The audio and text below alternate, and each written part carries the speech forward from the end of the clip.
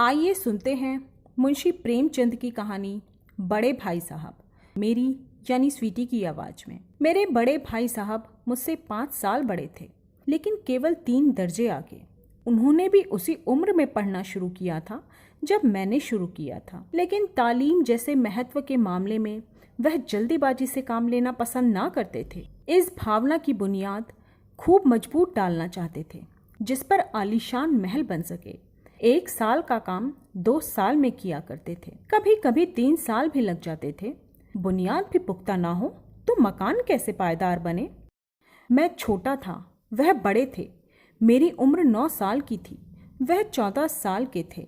उन्हें मेरी तंबीह और निगरानी का पूरा और जन्मसिद्ध अधिकार था, और मेरी शालीनता इसी में थी कि उनके हुक्म को कानून समझूं।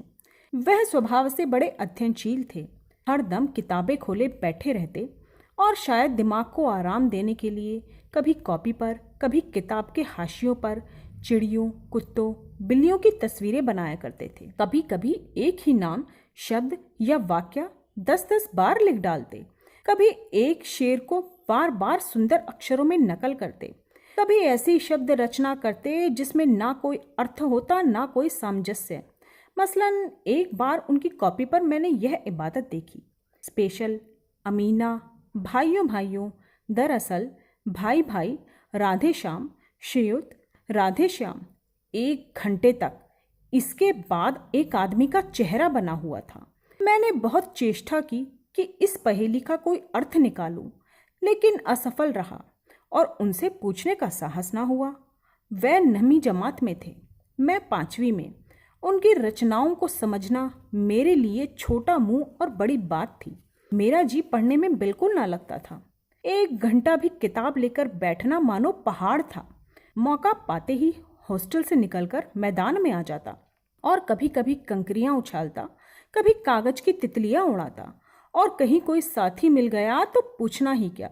कभी 4 दीवारी पर चढ़कर नीचे कूद रहे हैं, कभी फाटक पर सवार उसे आगे पीछे चलाते हुए मोटर कार का आनंद उठा रहे हैं।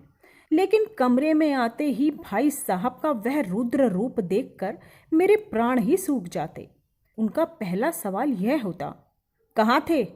हमेशा यही सवाल इसी ध्वनि में हमेशा पूछा जाता था, और इसका जवाब मेरे पास केवल मौन था और कुछ नहीं।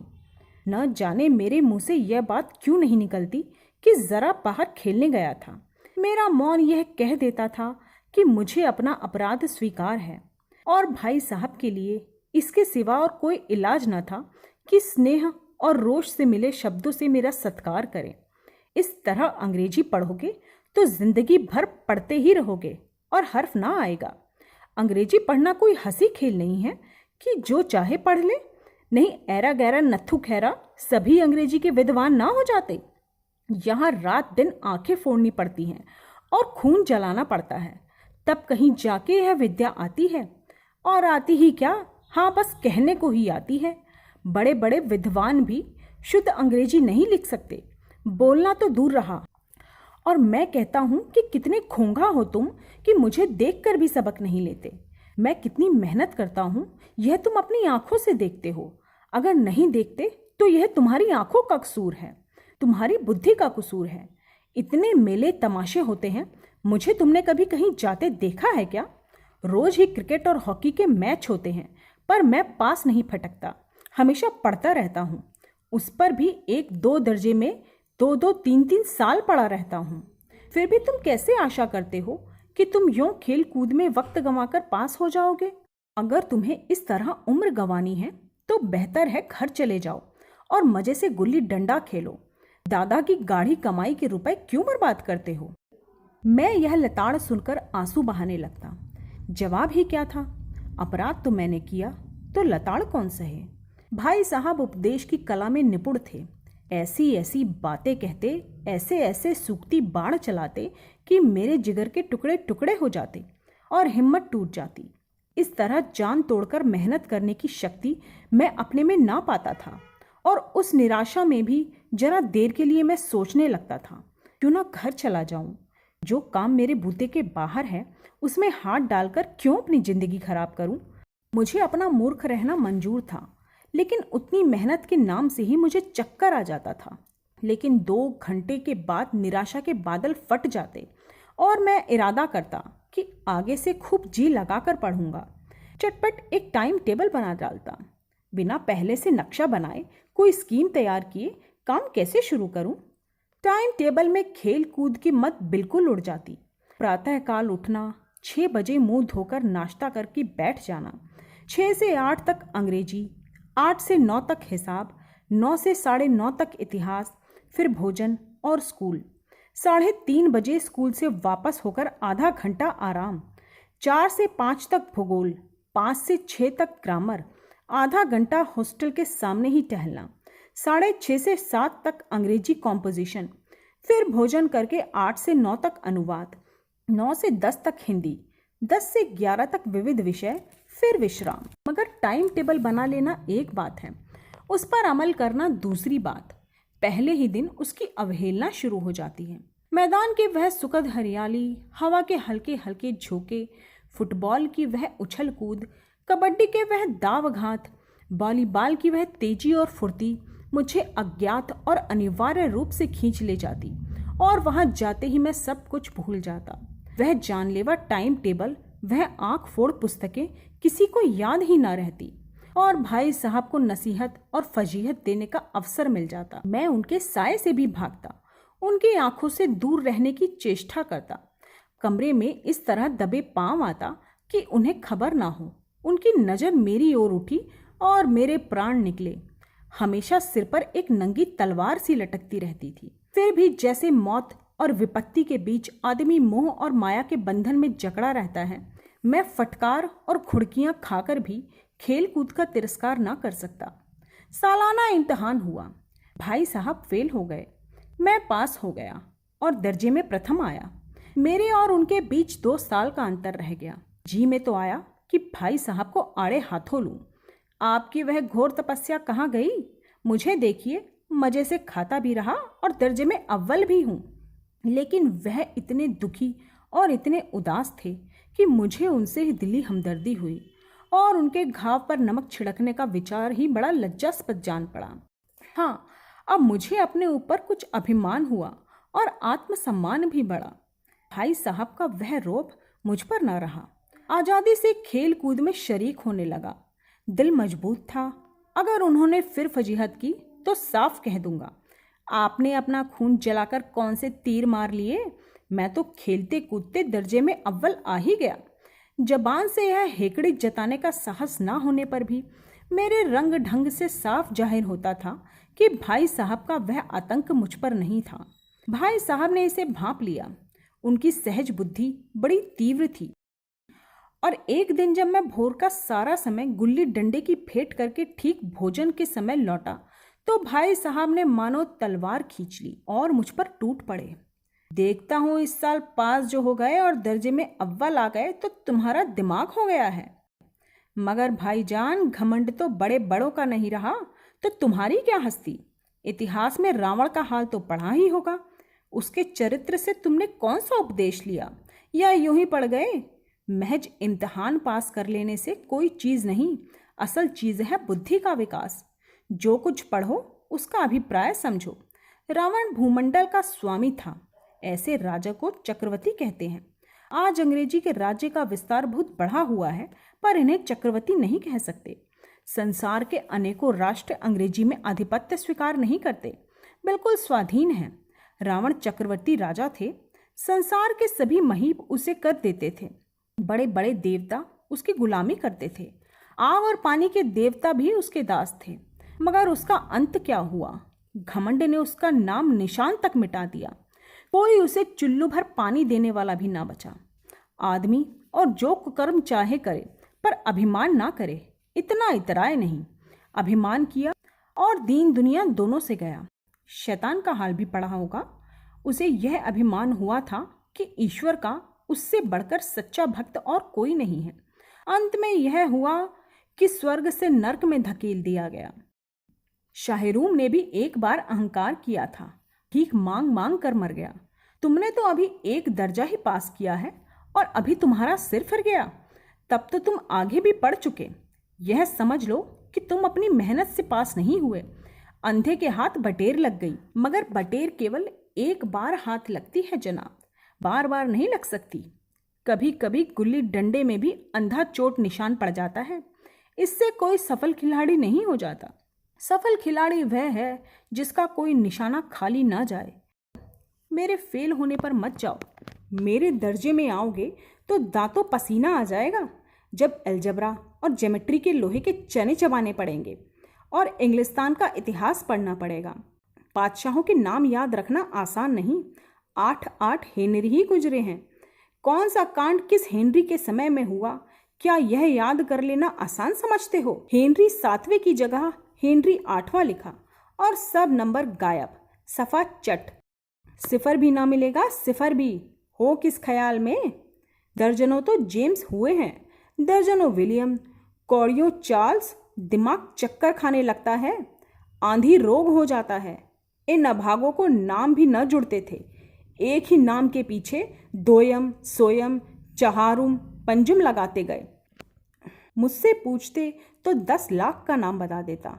और ज्योमेट्री तो बस खुदा की पनाह। अ ब ज की जगह अ ज ब लिख दिया और सारे नंबर कट गए। कोई इन निर्दयी मुमहिनों से नहीं पूछता कि आखिर अ ब ज और अ ज ब में फ़र्क क्या है, और इन व्यर्थ की बात के लिए क्यों छात्रों का खून करते हो? दाल भात रोटी या भात दाल रोटी खाई, इसमें क्या रखा है? मगर इन परीक्षकों को क्या परवाह, वह तो वही देखते हैं जो पुस्तकों में लिखा है। चाहते हैं कि लड़के अक्षर अक्षर रट डालें और इसी रटंत का नाम शिक्षा रख छोड़ा। और आखिर इन बेसर पैर की बातों से पढ़ने से फायदा ही क्या? इस रेखा पर लंब गिरा दो तो आधार लंब से दुगना होगा। पूछिए, इससे प्रयोजन दुगना नहीं चौगुना हो जाएगा या आधा ही रहे मेरी बला से। लेकिन परीक्षा में पास होना है तो यह सब खुराफात याद करनी ही पड़ेगी। कह दिया, समय की पाबंदी पर एक निबंध लिखो जो 4 पन्नों से कम ना हो। अब आप कॉपी सामने खोलो, कलम हाथ में लिए उनके नाम रोइए। कौन नहीं जानता कि समय की पाबंदी बहुत अच्छी बात है। इससे आदमी के जीवन में संयम आता है, दूसरों का उस पर स्नेह होने लगता है और उसके कारोबार में उन्नति होती है। लेकिन इस जरा सी बात पर 4 पन्ने कैसे लिखें? जो बात एक वाक्य में कही जा सके उसे 4 पन्ने में लिखने का फायदा ही क्या? मैं तो इसे हिमाकत कहता हूँ। यह तो समय की किफ़ायत नहीं बल्कि उसका दुरुपयोग है कि व्यर्थ में किसी बात को ठूस दिया जाए। हम चाहते हैं कि आदमी जो कुछ कहना हो चटपट कह दे और अपनी राह ले, मगर नहीं, आपको 4 पन्ने रटने पड़ेंगे, चाहे कैसे भी लिखिए, और पन्ने भी फुल स्केप के आकार के हों। यह छात्रों पर अत्याचार नहीं तो और क्या है? अनर्थ तो यह है कि कहा जाता है संक्षेप में लिखो। समय की पाबंदी पर संक्षेप में एक निबंध लिखो जो 4-5 पन्नों से कम ना हो। ठीक, संक्षेप में तो 4-5 पन्ने हुए, नहीं शायद 200 पन्ने लिखवाते। तेज भी दौड़िए और धीरे धीरे भी। उल्टी बात है कि नहीं? बालक भी इतनी सी बात समझ सकता है, लेकिन इन अध्यापकों को इतनी तमीज नहीं। उस पर दावा कि हम अध्यापक हैं। मेरे दर्जे में आओगे लाला तो यह सारे पापड़ बेलने पड़ेंगे और तब आटे दाल का भाव मालूम होगा। इस दर्जे में अव्वल आ गए तो जमीन पर पाँव नहीं रखते। इसीलिए मेरा कहना मानिए, लाख फेल हो गया हूँ लेकिन तुमसे बड़ा हूँ। संसार का मुझे तुमसे ज्यादा अनुभव है। जो कुछ कहता हूँ उसे गिरह बांधिए, नहीं पछताइएगा जनाब। स्कूल का समय निकट था, नहीं ईश्वर जाने यह उपदेश माला कब तक समाप्त होती। भोजन आज मुझे निस्वाद सा लगा। जब पास होने पर यह तिरस्कार हो रहा है तो फेल होने पर शायद प्राण ही ले लिए जाते। भाई साहब ने अपने दर्जे की पढ़ाई का जो भयंकर चित्र खींचा था उसने मुझे भयभीत कर दिया। स्कूल छोड़कर घर नहीं भागा, यही ताज्जुब है। लेकिन इतने तिरस्कार पर भी पुस्तकों में मेरी रुचि ज्यों की त्यों बनी रही। खेल कूद का कोई अवसर हाथ से न जाने देता। पढ़ता भी मगर बहुत कम, बस इतना कि रोज का टास्क पूरा हो जाए और दर्जे में जलील ना होना पड़े। अपने ऊपर जो विश्वास पैदा हुआ था वह फिर लुप्त हो गया और फिर चारों कासा जीवन कटने लगा। फिर सालाना इम्तिहान हुआ और कुछ ऐसा संयोग हुआ कि मैं फिर पास हुआ और भाई साहब फेल हो गए। मैंने बहुत मेहनत नहीं की, पर ना जाने कैसे दर्जे में अव्वल आ गया। मुझे खुद अचरज हुआ। भाई साहब ने प्राणांत तक परिश्रम किया, कोर्स का एक एक शब्द चाट गए थे। 10 बजे रात तक इधर, 4 बजे भोर से उधर, 6 से 9:30 तक स्कूल जाने से पहले मुद्रा कांतिहीन हो गई थी, मगर बेचारे फेल हो गए। मुझे उन पर दया आती थी। नतीजा सुनाया गया तो वह रो पड़े और मैं भी रोने लगा। अपने पास होने की खुशी आधी हो गई। अगर मैं भी फेल हो गया होता तो भाई साहब को इतना दुख ना होता, लेकिन विधि की बात कौन टाले। मेरे और भाई साहब के बीच में अब केवल 1 दर्जे का अंतर और रह गया। मेरे मन में एक कुटिल भावना उदय हुई कि कहीं भाई साहब 1 साल और फेल हो जाएं तो मैं उनके बराबर हो जाऊं, फिर किस आधार पर मेरी फजीहत कर सकेंगे। लेकिन मैंने इस कमीने विचार को दिल से बलपूर्वक निकाल डाला। आखिर वह मुझे हित के विचार से ही तो डांटते हैं। मुझे इस वक्त अप्रिय लगता है अवश्य, मगर यह शायद उन उपदेशों का ही असर है कि मैं दनादन पास होता जाता हूँ, और इतने अच्छे नंबरों से। अब भाई साहब कुछ नरम पड़ गए थे। कई बार मुझे डांटने का अवसर पाकर भी उन्होंने धीरज से काम लिया। शायद अब वह खुद समझने लगे थे कि मुझे डांटने का अधिकार उन्हें ना रहा, या रहा भी तो बहुत कम। मेरी स्वच्छंदता भी बढ़ी। मैं उस सहिष्णुता का अनुचित लाभ उठाने लगा। मुझे कुछ ऐसी धारणा हुई कि मैं पास हो ही जाऊंगा, पढ़ूं या ना पढ़ूं, मेरी तकदीर बलवान है। इसीलिए भाई साहब के डर से जो थोड़ा बहुत पढ़ लिया करता था वह भी बंद हुआ। मुझे कनकौए उड़ाने का शौक पैदा हो गया और अब सारा समय पतंगबाजी की ही भेंट होता था। फिर भी भाई साहब का अदब करता था और उनकी नज़र बचाकर कनकौए उड़ाता था। मांझा देना, कन्ने बांधना, पतंग टूर्नामेंट की तैयारी आदि सभी समस्याएं सब गुप्त रूप से हल की जाती थीं। मैं भाई साहब को यह संदेह न होने देना चाहता था कि उनका सम्मान और लिहाज मेरी नज़रों में कम हो गया है। एक दिन संध्या समय हॉस्टल से दूर मैं एक कनकौवे लूटने बेतहाशा दौड़ा जा रहा था। आंखें आसमान की ओर थीं और मन आकाशगामी पथिक की ओर, जो मंद गति से झूमता पतन की ओर चला आ रहा है। मानो कोई आत्मा स्वर्ग से निकलकर विरक्त मन से नए संस्कार ग्रहण करने आ रही हो। बालकों की पूरी सेना लग्गे और झाड़दार बांस लिए इसका स्वागत करने को दौड़ी आ रही थी। किसी को अपने आगे पीछे की खबर ना थी। सभी मानो उस पतंग के साथ ही आकाश में उड़ रहे थे, जहां सब कुछ समतल है। न मोटर कारें हैं, न ट्राम, न गाड़ियां। सहसा भाई साहब से मेरी मुठभेड़ हो गई, जो शायद बाजार से लौट रहे थे। उन्होंने वही हाथ पकड़ लिया और उग्र भाव से बोले, इन बाजारी लौंडों के साथ ढेले के कनकौए के लिए दौड़ते तुम्हें शर्म नहीं आती? तुम्हें इसका भी कुछ लिहाज नहीं कि अब नीची जमात में नहीं हो बल्कि 8वीं जमात में आ गए हो और मुझसे केवल 1 ही दर्जा नीचे हो। आखिर आदमी को कुछ तो अपनी पोजीशन का ख्याल होना चाहिए। एक जमाना था कि लोग 8वां दर्जा पास करके नायब तहसीलदार हो जाते थे। मैं कितने ही मिडी लचियों को जानता हूँ जो आज अव्वल दर्जे के डिप्टी मजिस्ट्रेट और सुप्रिटेंडेंट है। कितने ही 8वीं जमात वाले हमारे लीडर समाचार पत्रों में संपादक हैं। बड़े बड़े विद्वान इनकी मातहमी में काम करते हैं, और तुम 8वीं दर्जे में आकर बाजारी लौंडों के साथ कनकौए के लिए दौड़ रहे हो। मुझे तुम्हारी इस कमकली पर दुख होता है। तुम जहीन हो, इसमें शक नहीं, लेकिन वह जहन किस काम का जो हमारे आत्मगौरव की हत्या कर डाले। तुम अपने दिल में समझते होगे कि मैं भाई साहब से महज 1 ही दर्जा नीचे हूं और अब उन्हें मुझको कुछ कहने का हक नहीं। लेकिन यह तुम्हारी गलती है। तुमसे 5 साल बड़ा हूं और चाहे आज तुम मेरी ही जमात में आ जाओ और परीक्षकों का यही हाल है तो निसंदेह अगले साल तुम मेरे समक्षक हो जाओ और शायद 1 साल बाद मुझसे आगे निकल जाओ। लेकिन मुझ में और तुम में 5 साल का अंतर है, उसे तुम क्या खुदा भी नहीं मिटा सकता। मैं तुमसे 5 साल बड़ा हूं और हमेशा रहूंगा। मुझे दुनिया का और जिंदगी का जो तजुर्बा है तुम उसकी बराबरी कभी नहीं कर सकते। तुम चाहे MA और डेलिट और डेफिल ही क्यों ना हो जाओ। समझ किताबें पढ़ने से नहीं आती, दुनिया देखने से आती है।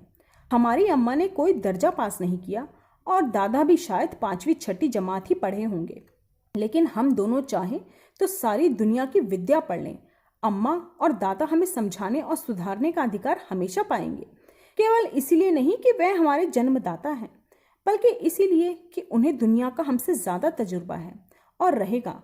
अमेरिका में किस तरह राज व्यवस्था है और 8वें हेनरी ने कितने ब्याह किए और आकाश में कितने नक्षत्र हैं, यह बातें चाहे उन्हें ना मालूम हो, लेकिन हजारों ऐसी बातें जिनका ज्ञान उन्हें हमसे और तुमसे ज्यादा है। भगवान न करे आज मैं बीमार हो जाऊं तो तुम्हारे हाथ पांव फूल जाएंगे।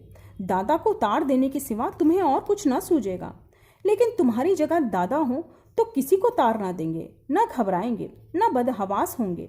पहले खुद मरज पहचान कर इलाज करेंगे, उसमें सफल ना हुए तो डॉक्टर को बुलाएंगे। बीमारी तो खैर बड़ी चीज है, हम तुम तो इतना भी नहीं जानते कि महीने भर का खर्च महीने भर कैसे चलता है। जो कुछ दादा भेजते हैं उसे हम 20-22 दिन तक खर्च कर डालते हैं और फिर पैसे पैसे को मोहताज हो जाते हैं। नाश्ता बंद हो जाता है, धोबी और नाई से मुंह चुराने लगते हैं। लेकिन जितना आज मैं और तुम खर्च कर रहे हैं उसके आधे में दादा ने अपनी उम्र का बड़ा भाग इज्जत और नेक नामी के साथ निभाया है और कुटुंब का पालन किया है, जिसमें सब मिलाकर 9 आदमी थे। अपने हेडमास्टर साहब को देखो, एमए हैं कि नहीं, और यहाँ के एमए नहीं ऑक्सफोर्ड के 1000 रुपये पाते हैं, लेकिन उनके घर का इंतजाम कौन करता है? उनकी बूढ़ी माँ। हेडमास्टर साहब की डिग्री यहाँ बेकार हो गई।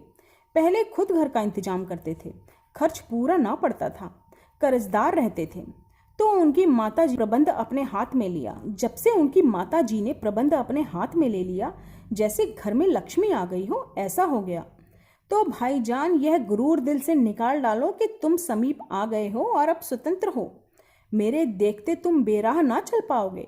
अगर तुम यूं न मानोगे तो मैं इसका थप्पड़ दिखाकर प्रयोग भी कर सकता हूँ। मैं जानता हूँ मेरी बातें जहर लग रही हैं। मैं उनकी इस नई युक्ति से नतमस्तक हो गया।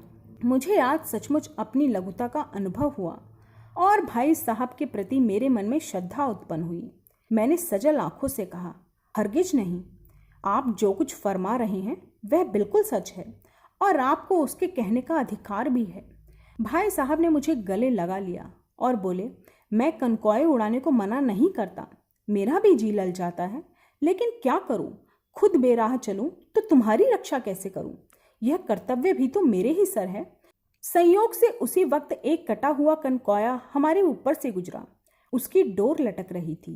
लड़कों का एक गोल पीछे पीछे दौड़ा चला आता था। भाई साहब लंबे हैं ही, उछलकर उसकी डोर पकड़ ली और बेतहाशा हॉस्टल की ओर दौड़े। मैं भी पीछे पीछे दौड़ा।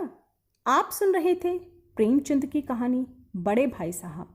ऐसी ही कई मनोरंजक कहानियाँ सुनने के लिए और अपने साहित्य से जुड़ने के लिए मेरे चैनल को लाइक करें और सब्सक्राइब करें।